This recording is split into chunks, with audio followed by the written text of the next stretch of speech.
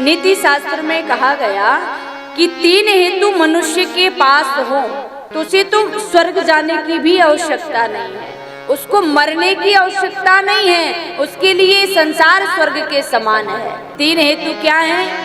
पहला, यश पुत्रा वशीभूता भार्या छंदानुगामिनी, पत्नी पति के अनुकूल आचरण करने वाली हो, उसको क्या कहते हैं? भार्या छंदानुगामिनी। पति किसी विपरीत रास्ते पर जा रहा हो तो उससे उत्तम सलाह दे, ऐसी पत्नी को, ऐसी स्त्री को भार्या छंदानुगामिनी कहा जाता है। दूसरा, बालक संतान माता पिता की बात मानने वाली हो, वशीभूता, माता पिता जो कहें ब्रह्म वाक्य में समझ करके वो करे, तो ऐसी संतान को हम वशीभूता कहते हैं।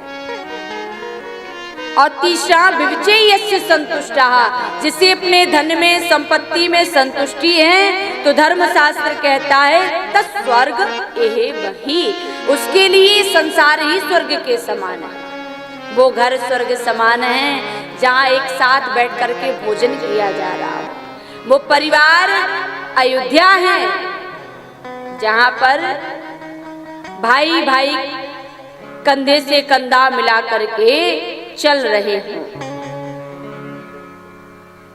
जहां पर सलाह लेकर के परिवार में काम किया जा रहा हो, जहां पर बड़ों का सम्मान हो, जहां विपरीतता नहीं है, बातों में टकराव नहीं है, सामंजस्य की स्थिति है, तो फिर वो स्वर्ग है। वो परिवार, उस परिवार में लक्ष्मी बिना बुलाए आएगी। जिस परिवार में माताएं हंसती रहती हैं ना माताओं, याद रखना, आप लाली भले ही मत लगाना, लिपस्टिक महंगी वाली मत लगाना, श्रृंगार ज्यादा मत करना, चलेगा, लेकिन मुस्कुराहट का श्रृंगार हमेशा बना करके रखना, हमेशा करके रखना। देखो लक्ष्मी कैसे नहीं ठहरती है, बिना बुलाए लक्ष्मी आएगी। जिस परिवार में माताएं खिलखिलाती हों, प्रसन्न रहती हों, सारी थकावट पति की दूर हो जाती है। पति जब कमा करके आता है ना सुबह से शाम तक ऑफिस में, और लौट करके जैसे ही आए पत्नी मुस्कुरा करके एक गिलास ठंडा पानी लेकर पहुंचे, पति की सारी थकावट उसी समय दूर हो जाती है। देखो, और यदि पति पहुंचे, पत्नी गुस्सा में अपना मुंह फुला के बैठी हो, तब बताओ क्या स्थिति होगी घर की? तो वो घर नरक बन जाएगा, कलह का वातावरण होगा। वहां कैसे ईश्वर का प्राकट्य होगा?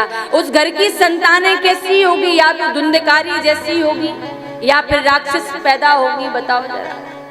इसलिए यदि चाहती हो कि राम कृष्ण जैसी संतानों के अंदर संस्कारों की उत्पत्ति हो, तो माता को खिलखिलाता हुआ कौशल्या यशोदा जैसा बनना पड़ेगा।